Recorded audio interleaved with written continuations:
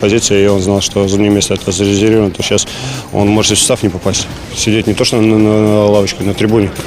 В случае успеха в матче с Татраном на следующий же день, в субботу, брестяне встретятся с победителем пары Загреб-Вардар. Первый для БГК за последние несколько лет трофей на расстоянии вытянутой руки. Хочется верить, что совсем скоро его увидят воочию именно брестские болельщики. Продолжаем.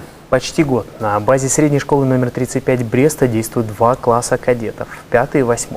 Наряду с учебой ребят обучают основам нравственности, рукопашному бою, хореографии, парашютно-десантной подготовке.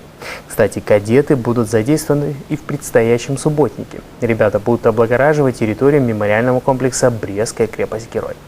А теперь в утреннем «Эспрессо» время рубрики «Горячая линия». В студии программы уже появилась ее ведущая Анна Новик. Анна, доброе утро. Доброе утро.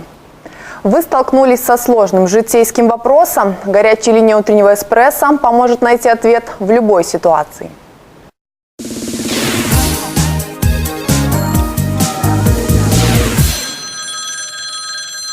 Дарья Николаевна работает специалистом в государственном учреждении в Бресте. Контракт с ней заканчивается в июле этого года. Младшему ребенку Дарьи Николаевны сейчас 4 года. Имеет ли право не продлить со мной контракт, если моему ребенку нет еще 5 лет? Интересует звонившую. Дарья Николаевна, если у данного нанимателя вам был предоставлен социальный отпуск по уходу за ребенком до 3 лет, то после указанного отпуска наниматель обязан продлить с вами контракт до достижения ребенком 5-летнего возраста. Светлана из Каменца 2 года назад вышла замуж во 2-й раз. Муж женщины хочет усыновить ее ребенка от первого брака. Возможно ли это сделать и при этом оставить фамилию и отчество родного отца ребенка? Задает вопрос женщина. Светлана, усыновить можно ребенка, родитель которого умер, либо признан недееспособным, лишен родительских прав, или же дал согласие на усыновление. Смена фамилии и отчества ребенка в результате усыновления возможна, но не обязательно. Брестянка Елена находится в разводе. Мировым соглашением в суде между женщиной и ее бывшим мужем были выделены доли в праве собственности на двухкомнатную квартиру. Квартира построена с привлечением льготного кредита, который в настоящее время еще не погашен. Банк не желает разделить кредитные линии, а только предлагает разделить по частям ежемесячный платеж. Смогу ли я сдавать в наем принадлежащую мне комнату после того, как погашу свою долю кредита, хочет знать звонившая. Предоставление по договору найма жилого помещения, либо его части, как в вашем случае, Елена, построенного с привлечением льготного кредита, до полного его погашения не допускается. В исключительных случаях, к которым относятся переезд в другую местность, расторжение брака, смерть собственника жилья и прочее, предоставление такого жилья по договору найма осуществляется с разрешения соответствующего исполнительного и распорядительного органа. С вами была горячая линия утреннего «Эспрессо». Увидимся совсем скоро. Удачного вам дня!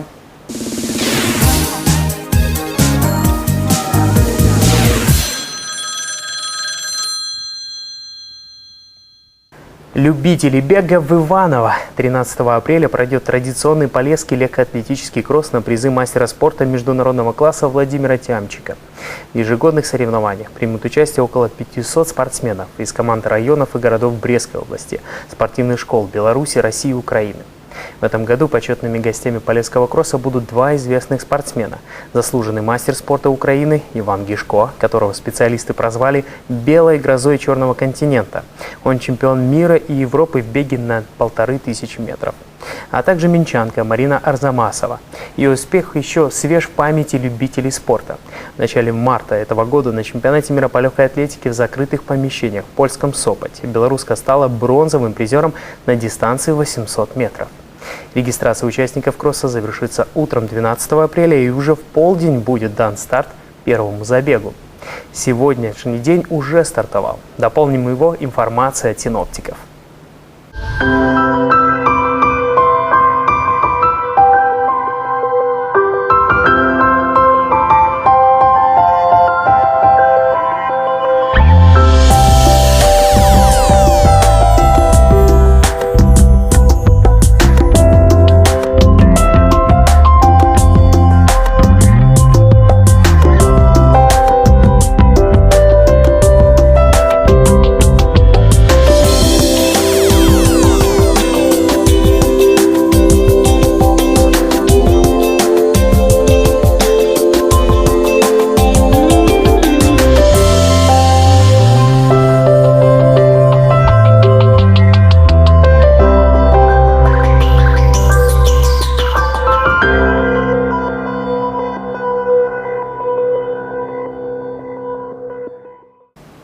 Наш ковер «Цветочная поляна», наши стены сосны-великаны. На протяжении нескольких десятилетий эта веселая сказка не покидает экраны и сценические площадки. В чем секрет? Все просто. Она про настоящую любовь, которая может преодолеть любые препятствия. Она про крепкую, верную дружбу, которой не страшны никакие испытания. Завтра в Брестском академическом театре музыкальная сказка «Бременские музыканты». Постановщик ее брестской версии, главный режиссер Брестского театра кукол Дмитрий Нуянзин, обещает, что его спектакль даст новую жизнь полюбившимся героям, позволит по-другому взглянуть на привычные персонажи. Для тех, кто планирует в предстоящие выходные поход в театр с приставкой «Кино», арт-анонс Екатерины Гараевой, который представит новинки этой недели. Доброе утро! «Дивергент» – фильм «Антиутопия», снятый по одноименному бестселлеру молодой писательницы Вероники Рот. Роман рассказывает о мрачном будущем, ожидающем все человечество. После определенного возраста все люди делятся на 5 фракций. Именно с такой проблемой сталкивается молодая девушка Трис. Ну, разумеется, без любовной истории здесь тоже не обошлось.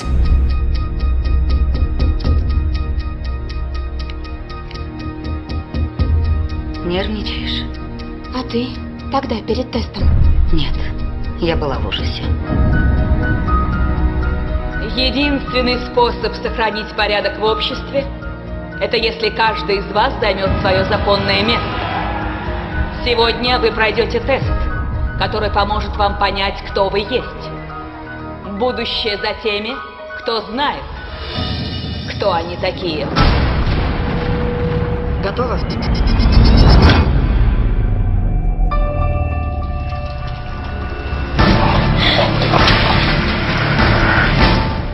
Это неправда. Действие развивается на Земле в будущем в деспотичном и жестоком Чикаго. Обязательное психологическое тестирование выявляет у каждого подростка одно из 5 базовых свойств, определяющих его жизненное призвание, такие как дружелюбие, искренность, эрудиция, бесстрашие и самоотречение. Первые 2 в фильме практического значения не имеют, а вот 3 последних присущи главной героине в равной степени. Эту опасную разносторонность ей надо скрывать, чтобы остаться в живых. Сюжет почти любой антиутопии состоит в противостоянии одиночки инакомыслящего тоталитарной системе. В подростковой антиутопии инакомыслит, как правило, девушка. Во-первых, с ней легче идентифицироваться целевой аудитории. Во-вторых, сочиняют такие истории, как правило, писательницы, и непременно целыми сериями книг. Так что, как говорится, продолжение следует. За «Дивергентом» последуют «Инсургент» и «Элегант». Кстати, фильмы уже в запуске. Если хочешь выжить, иди за мной. Дивергенты угрожают системе. Мы в опасности, пока они существуют. Мы должны бороться. Готова?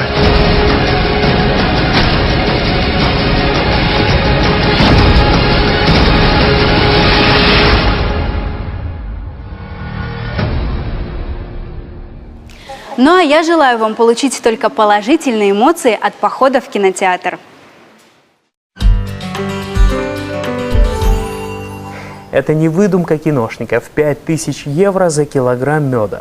На северо-востоке Турции производится самый дорогой в мире пчелиный продукт, называемый эльфийским. Почему он столько стоит? Эльфийский мед добывают из пещер глубиной 1800 метров, где живут дикие пчелы.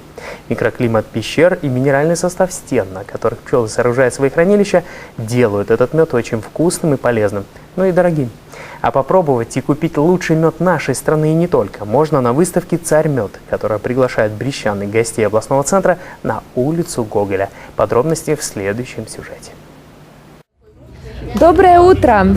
А знаете ли вы, что, употребляя в пищу сладкое, можно укрепить свое здоровье? Ведь наверняка практически каждый из вас любит мед. Этот замечательный продукт обладает не только прекрасным вкусом и ароматом, но и, ко всему прочему, обладает массой полезных свойств. Его применяют как в кулинарии, так и в лечебных целях. Мед, прополис, перга, пчелиная пыльца. Эти продукты природы способны нормализовать работу внутренних органов, улучшить состав крови, повысить иммунитет и даже предохранить организм человека от преждевременного старения.